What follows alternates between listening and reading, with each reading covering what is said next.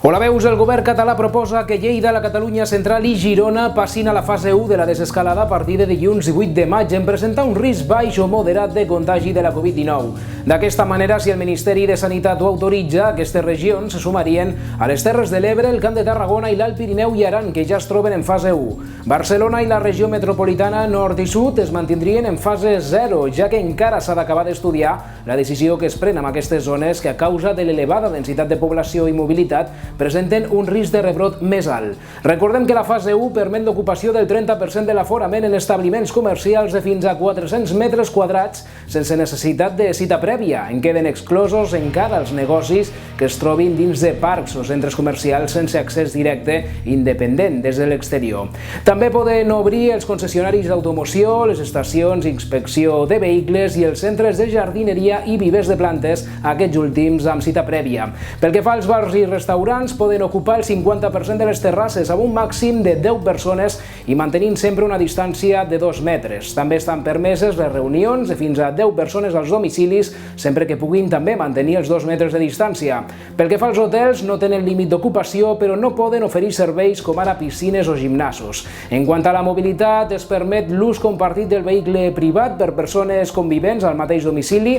Poden circular a qualsevol hora del dia només dins de la mateixa regió sanitària, tret de per motius laborals, d'assistència a persones dependents o per causes de força major que es pugui justificar aquest canvi de zona. També s'obriran els museus, auditoris, teatres i cinemes amb una ocupació del 30% de l'aforament. Obriran també les biblioteques, només per fer activitat de préstec, devolució i informació. També reprendran l'activitat les administracions de loteria i les misses i actes religiosos també es podran tornar a celebrar amb un terç de l'aforament. Pel que fa als enterraments, es limiten a un màxim de 15 persones, sense comptar el sacerdot, i als tanatoris fins a les 15 persones a l'aire lliure i 10 en espais tancats. D'altra banda, aquest dimecres s'han conegut els primers resultats de l'estudi de seroprevalença del Ministeri de Sanitat que s'està fent a 36.000 llars de l'Estat. Els primers resultats evidencien que un 5% de la població espanyola ha desenvolupat anticossos contra el coronavirus, el que representa un 5,9% de la població a Catalunya i un 3,7% a la demarcació de Lleida. L'objectiu de l'estudi és una radiografia de l'epidèmia de la Covid-19 a l'Estat i mostra resultats diferents de la prevalença del virus segons la zona geogràfica.